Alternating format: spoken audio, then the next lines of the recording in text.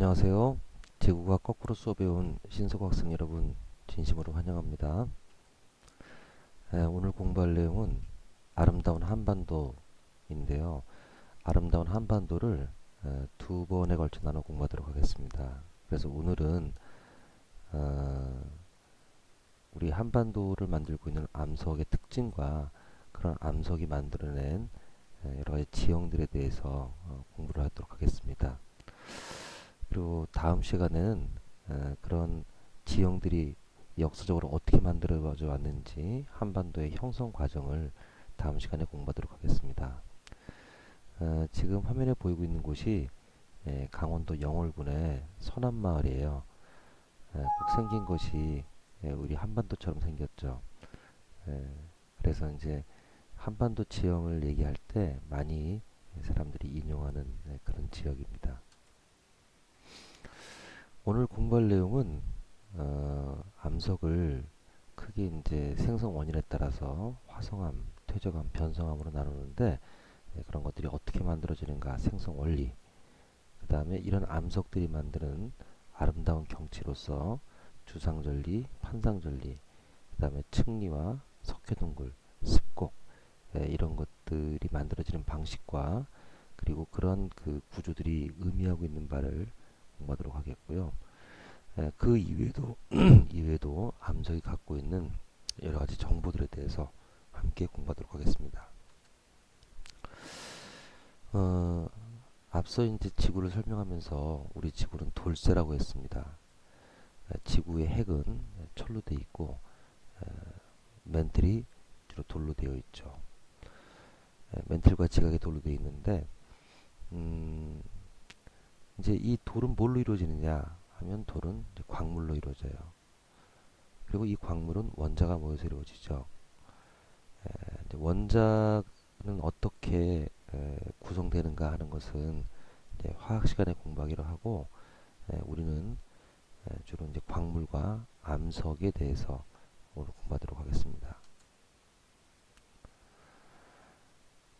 우리 지구상에 생긴 모든 돌의 출발점은 이제 마그마라고 볼 수 있습니다. 이 마그마가 식어서 생긴 돌을 화성암이라고 하죠. 이런 화성암은 나중에 지표면에 노출돼서 풍화되고 침식 운반을 거쳐서 물속에서 퇴적돼서 이제 퇴적암이 만들어집니다.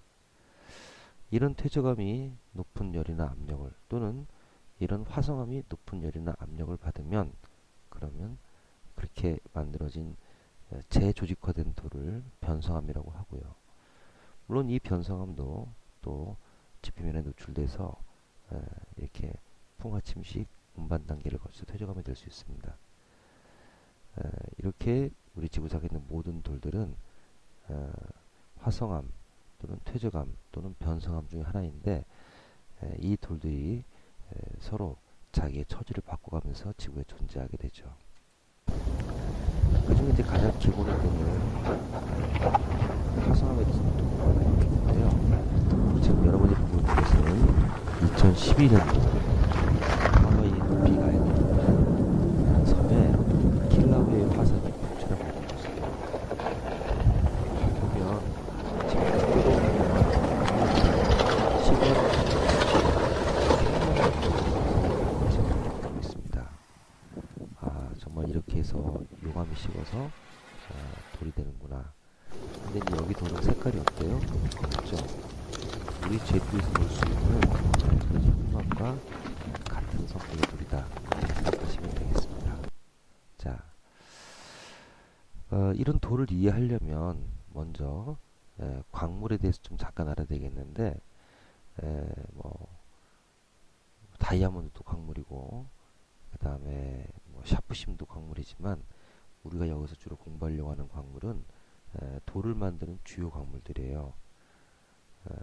그래서 이제 뭐 여기 지금 현미경으로 들여다본 암석의 박편 사진인데 사진 모습인데 뭐 이런 것들 여기 뭐 정장석, 흑운, 뭐 서상석, 석영 이런 것들이 돌을 만드는 광물들입니다. 이런 광물을 지금 우리가 색깔에 따라서 위에는 굉장히 어두운 색깔의 광물들이 있죠. 이런 걸 이제 유색 광물이라고 그러고, 그다음에 이렇게 밝은 색깔의 광물을 무색 광물이라고 불러요. 뭐 여러분들이 이 이름을 다 알 필요는 없겠습니다만, 왼쪽에서부터 감람석, 휘석, 각삼석, 흑은 뭐 이런 광물들이고, 여기 이제 사장석, 정장석, 석영, 이게 이제 지각을 구성하는 7대 조합 광물인데, 자, 이것만은 기억을 합시다. 아, 광물이 어두운 색깔이 있고 밝은 색깔이 있구나. 그러면 이런 어두운 색깔의 광물이 주로 이렇게 모여서 만들어지는 그런 돌은 돌의 색깔이 어두울 거예요. 지금 여기 네 개의 돌이 있는데, 이 네 개의 돌 중에서 왼쪽에 있는 두 개의 돌, 현무암과 반려암은 돌의 색깔이 어둡죠. 오른쪽에 있는 두 개의 돌, 유문암과 화강암은 색깔이 밝습니다. 그 다음에 뭐 지금 이 사진으로는 잘 구분이 안 되는데, 위에 있는 두 개의 돌, 현무암과 유문암은 색깔이 이 두 개의 돌은 에, 현미경으로 들여다보면 에, 결정이 별로 크지 않아요. 아주 작은 결정으로 이루어져 있고, 밑에 있는 반려암이나 황암 같은 경우에는 되게 결정이 커요. 그래서 이렇게 현미경으로 들여다보면 현무암이나 유문암은 이렇게 작은 결정으로, 그 다음에 황암과 반려암은 이렇게 결정이 크게 성장해 있는 것을 볼 수 있습니다. 그래서 우리가 화성암은 수십 가지가 넘는데, 그냥 우리는 한 크게 편의상 두 가지 정도 분류법으로 돌을 생각해 보자고요. 하나는 돌이 밝은가 어두운가 하는 돌의 색깔, 두 번째는 이제 결정이 작은가 큰가, 이런 두 가지 기준으로 돌을 분류해 봤을 적에 두 가지 정도는 우리가 좀 기억을 해 둡시다. 현무암은 결정은 작고 어두운 색깔의 돌이고, 화강암은 결정이 크고 밝은 색깔의 돌이다. 요것만 알아도 우리가 지구에 대해서 굉장히 많이 알 수 있어요. 어, 이제 우리 신서고등학교 교과에도 나오는 이 관악산, 서울의 대표적인 산인데, 관악산은 색깔이 어떻습니까? 돌 색깔이 밝죠. 화강암인데, 이런 화강암은 주로 이렇게 석영이라든지 장석과 같은 밝은 색깔의 광물이 많기 때문에 돌의 색깔이 밝은 거예요. 그 다음에 이제 제주도에 가서 해안가에 볼 수 있는 아주 멋있는 용담, 현무암인데, 현무암은 이게 감람석이나 휘석, 각삼석과 같이 어두운 색깔의 광물로 이루어졌기 때문입니다. 그러니까 어떤 색깔의 어떤 종류의 광물로 만들어지느냐에 따라서 이렇게 돌의 색깔이 달라지는구나 하는 걸 알 수가 있겠죠. 지금 오른쪽 위에 보이는 모습은 제주도의 현무암 돌담이고요. 밑에 관악산 방금 전에 봤고, 근데 이제 이런 현무암은 용암이 마그마가 이제 지표면에 분출된 것을 용암이라고 부르는데, 이런 현무암은 이 용암으로 분출이 돼서 어, 용암이 아주 빨리 식어서 마그마가 빨리 식어서 만들어진 돌이에요. 이런 돌을 우리가 화산체로 분출했다 그래갖고 화산암이라고 하고, 그 다음에 이제 관악산을 이루고 있는 이 화강 같은 경우에는 지하 10km쯤 되는, 땅속으로 들어가면 되게 뜨겁거든요. 보통 한 100m 들어갈 때마다 온도가 한 3도씩 올라가니까 10km만 들어가도 지표면에서보다 한 2, 300도는 높다고 봐야 돼요. 그러니까 이제 굉장히 뜨거운 곳에서 마그마가 식는 거죠. 그럴 경우에는 이제 마그마가 되게 천천히 식습니다. 뜨거운 데 식으니까. 그런 경우에 이제 이런 심성암인 화강암이 만들어지는 거예요. 근데 이제 서울의 이렇게 산들을 보면, 저기 이제 서울 지도인데, 여기에 이제 관악산이 있고, 이제 청계산이 있고, 여기에 이제 북한산, 도봉산, 그다음에 수락산, 에, 이런 서울의 산들은 보면 전부 다 색깔이 밝은 색돌이에요. 다 화강암들이죠. 그런데 방금 전에 이야기했듯이 이 황암이라는 것은 땅속 깊은 데서 만들어진 돌이라 했지 않습니까? 그래서 이제 서울 같은 경우에는 이 돌들이 약 한 1억 6천만 년 전, 중생대 때인데, 이때 이 만들어진 지하 깊은 데서 만들어진 이 화강암이 오늘날 이렇게 산꼭대기를 이루고 있는 거죠. 그러면 한 1억 6천만 년 전에 지하 10km에 있던 이런 화강암들이 어떻게 오늘날 높은 산꼭대기를 이루었는가? 두 가지겠죠. 하나는 그 위에 있는 것들이 다 깎여 나갔다. 거의 한 10km의 그 퇴적층 들이 다 깎여 나갔다. 이렇게 보면 되겠습니다. 그리고 이제 깎여 나가기만 해서는 이제 이렇게 높은 산이 못 되겠죠.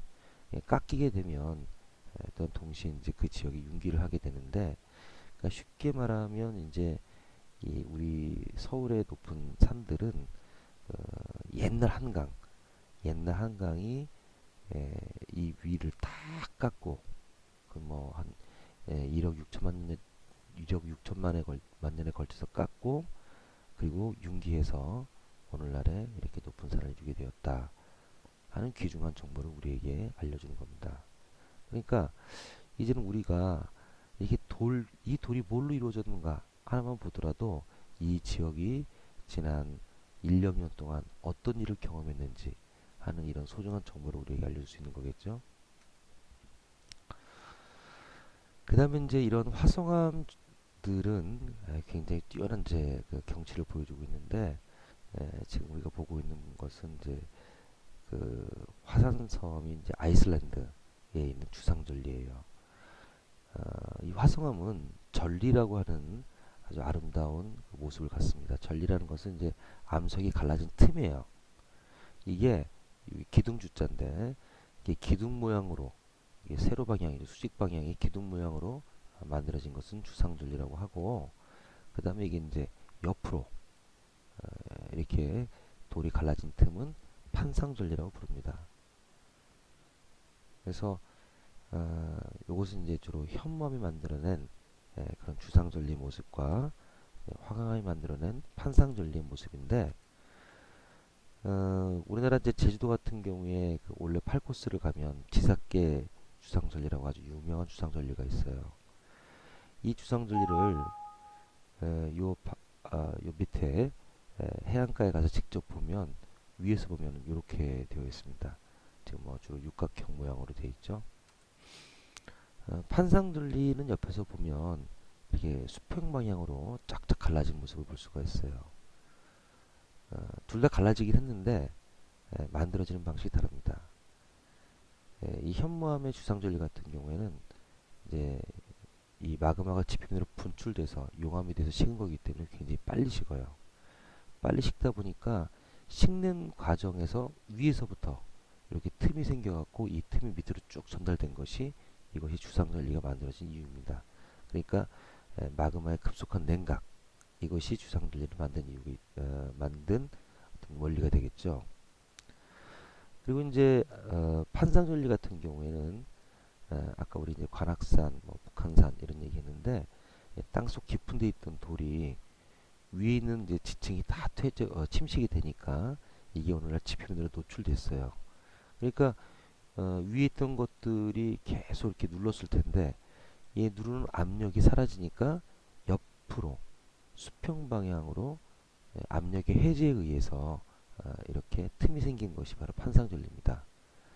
그러니까 용암이 급속히 냉각되면서 그 만들어지는 것이 주상절리, 땅속 깊은 데 있던 것들이 지표면에 노출돼서 압력이 감소했기 때문에 만들어지는 것이 판상절리.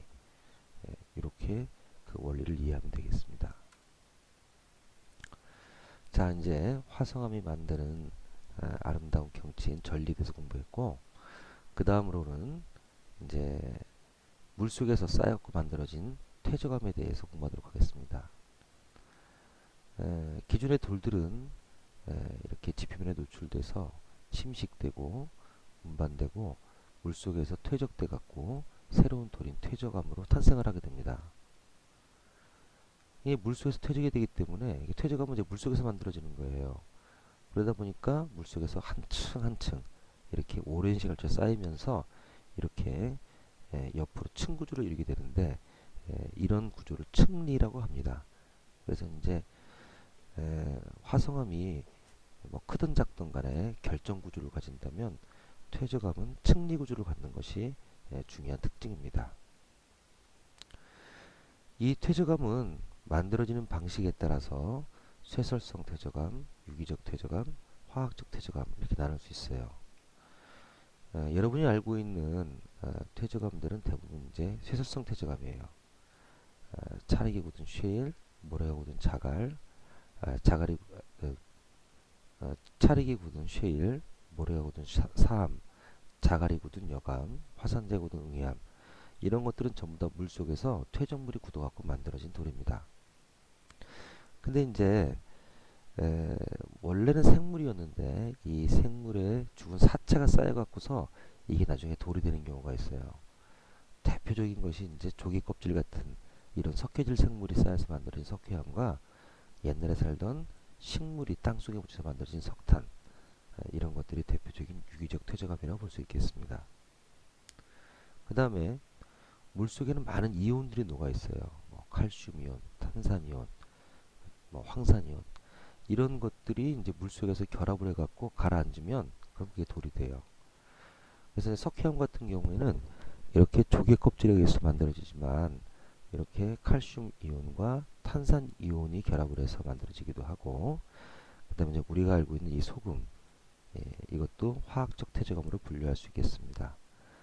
그 다음에 이제 다쳤을 때 발이 다쳤을 때 하는 석고붕대 기부스할 때 쓰는 석고라는 이런 것도 화학적 퇴적암에 속합니다. 자, 이제 쇠설성 퇴적암 모습이 나오죠. 여기에 지능이 굳은 쉐일, 어때 모래 기분이 나죠. 모래가 굳은 사암, 자갈이 굳은 여감, 화산재가 굳은 돌을 뭐라고 합니까? 응위암. 요 이름을 꼭 기억합시다. 화산재가 굳은 것을 응위암이라고 한다. 그 다음에 이제 요게 석회암 모습인데 진짜로 여기 보니까 생물에 뭔가 흔적들이 많이 보이죠.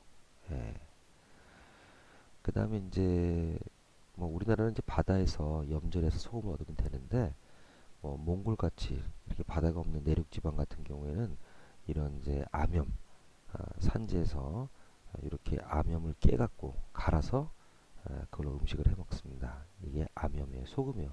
먹어보면 맛이 당연히 똑같이 소금처럼 짜죠. 그 다음에 이게 석고의 모습입니다.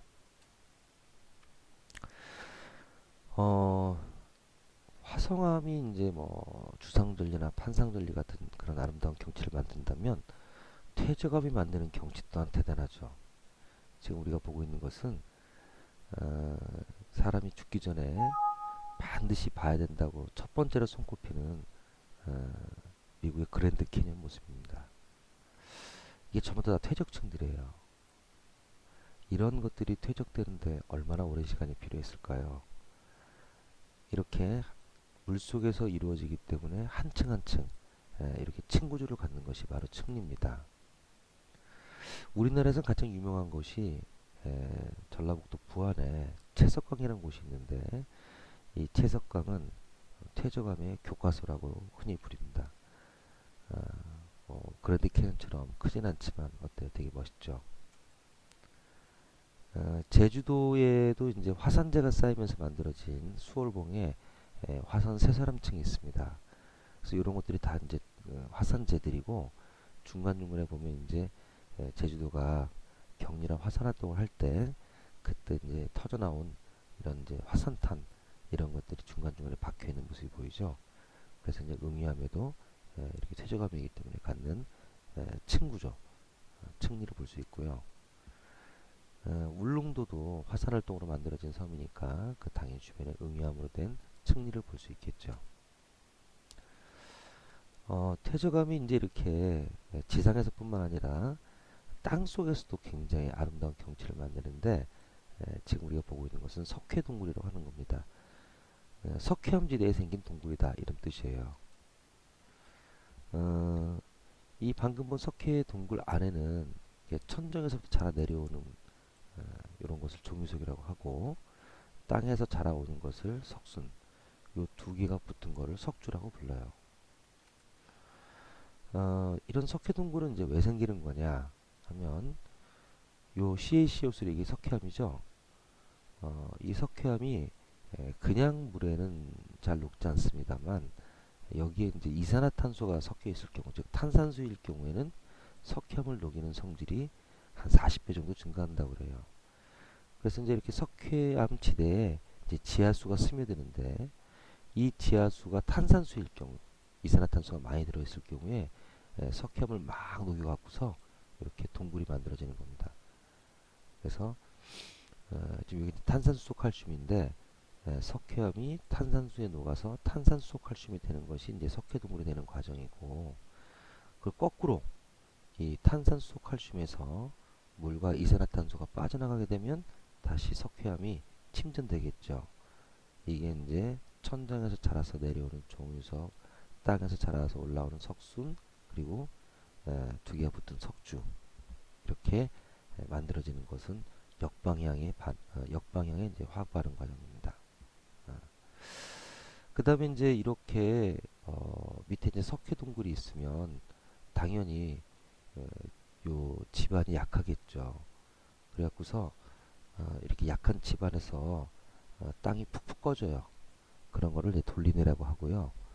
이런 돌리내가 이제 여러 개가 있어갖고 이것이 이제 모여서 더 큰 이런 어떤 그 꺼진 지형이 되면 이런 것은 우발래. 그 다음에 이것이 더 많이 모여 있으면 이제 폴리네 이렇게 부르는데, 이렇게 지하에 석회동굴이 있고 이제 지표면에 돌리네, 우발래, 폴리네 이런 것들이 있는 지역을 카르스트 지형이라고 부릅니다. 퇴적암에는 이제 뭐 화성암이나 변성암은 갖지 못하는 또 재미난 독특한 구조가 있어요. 이제 점이층리, 사층리, 연은 이게 건열이라고 부르는 건데, 그 중에서 사층리와 연은 건열에 대해서 여러분들에게 이것이 무엇을 의미하는지 설명을 드리도록 하겠습니다. 연운이라고 하는 것은 한자로 이렇게 어렵죠. 이렇게 쓰는데 물결 자국이라는 뜻이에요. 그래서 이제 예를 들어서 이제 호수에서 이제 퇴적암이 퇴적이 된다. 그랬을 때 이제 바람이 불면 물결이 찰랑찰랑 이렇게 치잖아요.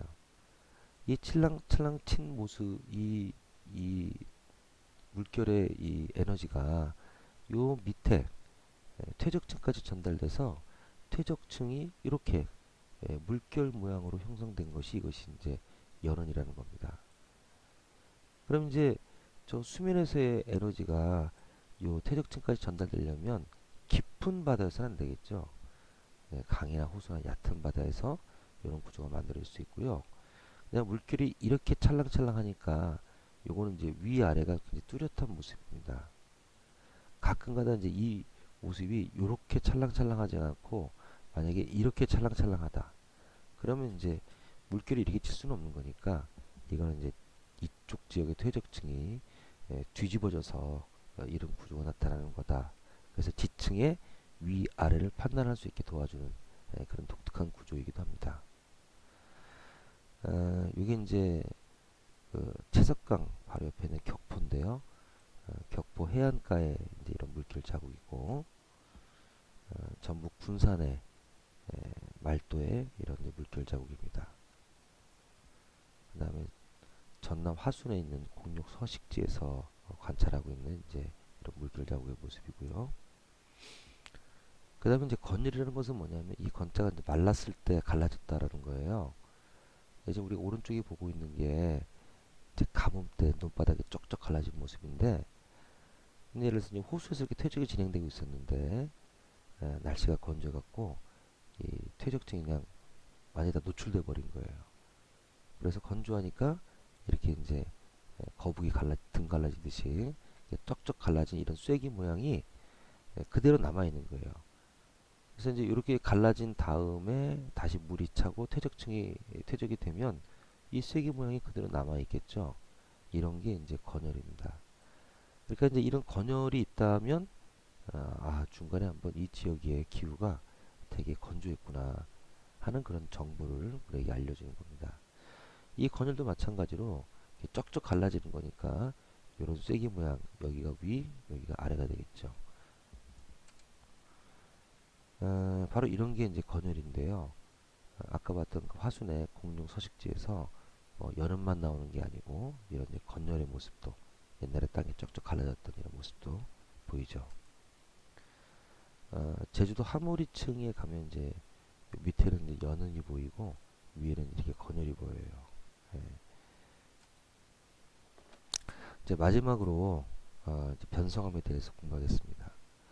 변성암이라는 것은 말 그대로 이제 성격이 변화되는 돌이에요. 그럼 뭐가 성격을 변하게 만들었느냐? 열이나 압력입니다. 마그마가 관입을 하게 되면 그럼 이제 마그마 주변에 있는 돌들은 굉장히 높은 열을 받겠죠. 많은 열을 받을 겁니다. 그러면 여기 있던 기존의 돌이 어떤 상태의 변화를 가져와요. 그래서 이런 변성 작용은 크게 두 가지로 분류하는데 하나는 마그마 주변에 있는 돌들이 변화를 겪는 거예요. 이것을 접촉 변성 작용이라고 합니다. 왜냐하면 마그마 주변에 있는 돌들이 좁은 영역에서 이렇게 변화를 겪기 때문에 접촉 변성 작용이라고 하고, 그 다음에 이제 예를 들어서 뭐 거대한 판이 충돌한다. 그러면 이제 여기는 아주 엄청난 압력이 작용을 하겠죠. 이렇게 큰 압력이 작용을 해도 돌이 조직 구조의 변화를 겪습니다. 그래서 이런 이제 뭐 이런 변화는 뭐 마그마 바로 주변 이런 데가 아니라 아주 넓은 지역에 걸쳐서 변화가 일어나기 때문에 이런 것은 이제 광역 변성 작용, 넓은 지역에 걸친 변성 작용이다 이렇게 부르는 겁니다. 그러면 이제 돌이 이렇게 마그마와 접촉을 해서 열을 받으면 어떻게 되느냐? 굉장히 치밀한 구조를 가져요. 그런 것을 이제 홈펠스 구조라고 부르는데 이게 홈펠스라고 하는 돌에서 따온 이름입니다. 아주 치밀한 단단한 구조의 돌입니다. 그 다음에 이제 이런 아까 히말라야 산맥과 같은 그런 거대한 스포섬이 만들어질 때 열과 압력을 크게 받게 되면 어떻게 되느냐? 이때는 이제 이런 이렇게 줄무늬 같은 이런 조직 구조를 갖게 되는데 이런 것을 염리 구조라고 부릅니다. 좀 자세히 알아볼까요? 마그마가 관입하면 어떻게 되겠느냐? 하나 예를 들자면 뭐 비슷한 예를 들자면 우리가 이제 도자기를 이렇게 구우면 이 도자기가 아주 단단하고 치밀한 구조가 되게 이게 이제 예를 들면 고룡토로 도자기를 만드는데 쉽게 말하면 흙으로 도자기를 만들어서 이렇게 구우면 아주 단단한 그런 도자기가 되듯이 그렇게 돌이 변화를 겪는 게 접촉 변성 작용입니다. 근데 광역 변성 작용이라는 것은 아까 말했듯이 이제 스콕산맥이 만들어지는 어떤 거대한 압력, 주로 옆으로부터 압력이죠. 그러니까 지금 여기 이런 이제 모습의 돌이 양쪽에서 이제 압력을 받다 뭐 좀 속된 말로 하면 짜부가 되는 거죠. 짜부가 되면 요쪽 면 같은 경우에는 이제 원래 모양을 그대로 유지하고 있지만 요 면 같은 경우에는 그러니까 압력의 수직 방향의 면 같은 경우에는 이렇게 짜부가 되잖아요. 이런 것을 편리 조직 또는 편마 조직이라고 부르는데 작은 것은 편마, 결정이 크면 작은 것 결정이 작으면 편리, 크면 이제 편마 조직이라고 부릅니다. 그래서 이렇게 암석을 보면 층리는 아니에요. 층리라고 하는 것은 이제 퇴적층이 한 층 한 층 이렇게 쌓여서 만들어지는 이런 구조이고 보는 이와 같은 모습, 이런 모습은 이게 퇴적층에서의 층리가 아니라 기존에 있던 어떤 암석의 어떤 그 구조가 이렇게 눌려서 만들어지는 이런 게 이제 편리편마 구조입니다. 이런 변성함은 이름도 몇 개 좀 기억을 해두자고요. 쉐일에 열변성된 게 아까 홈펠스라고 했었죠. 사음이 마그마에 의해서 접촉된 부분에서 만들어진 열변성함이 이제 규함이고, 그 다음에 우리가 이제 건물의 내장재로 쓰는 예를 들면 빌딩의 막 바닥, 옆에 벽 이런 거 대리암으로 만들잖아요. 대리암으로 쓰잖아요. 그건 이제 석회암이 마그마 관입으로 인해서 변성된 돌입니다. 그리고 이제 쉐일이 열에 의해서 변성된 것은 홈펠스라고 부른다면 얘가 이제 압력에 의해서 변성된 그런 돌은 편맘이라고 불러요.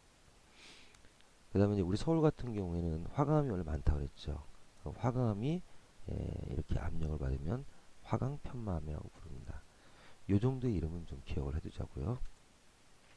자, 요게 이제 쉐일이 열변성된 홈펠스, 사암이 열변성된 규암, 석회암이 열변성된 대리암, 그 다음에 이제 화강암이 에, 압력에 의해서 만들어진 화강편마암인데 보면 이렇게 옆으로 이렇게 줄무늬가 있잖아요. 그러니까 이쪽 방향에서 이렇게 그 압력을 받았구나 라고 생각하면 되는데 이거는 왠지 좀 어디서 본 것 같지 않습니까? 주로 이제 옛날 우리 한옥에 가보면 구들장을 이런 화강편마암을 많이 썼습니다.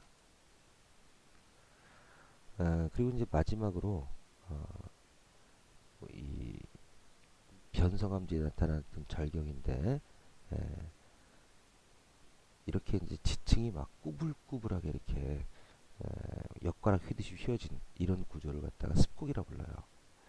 여기는 이제 우리나라 서쪽에 가장 이제 서쪽에 있는 섬 백령도에 있는 장촌마을에 있는 습곡인데요. 어떻습니까? 원래 이제 이렇게 물속에서 나란하게 퇴적됐던 층이 이렇게 구불구불하게 휜 걸 보니까 이렇게 휘기 위해서 얼마나 큰 양쪽으로부터 압력을 받았겠는지 보자마자 굉장히 가슴이 쫙 다가오죠. 예. 자, 이제 오늘 우리는 암석과 그 암석이 만들어내는 아름다운 경치를 공부했는데요. 이런 7가지 주제를 갖고 한번 거울에 펴서 내가 오늘 공부를 잘 했는지 한번 정리를 해보도록 합시다. 화성암을 분류하는 기준은 뭔가? 주상절리와 판상절리가 생기는 원리는 뭔가?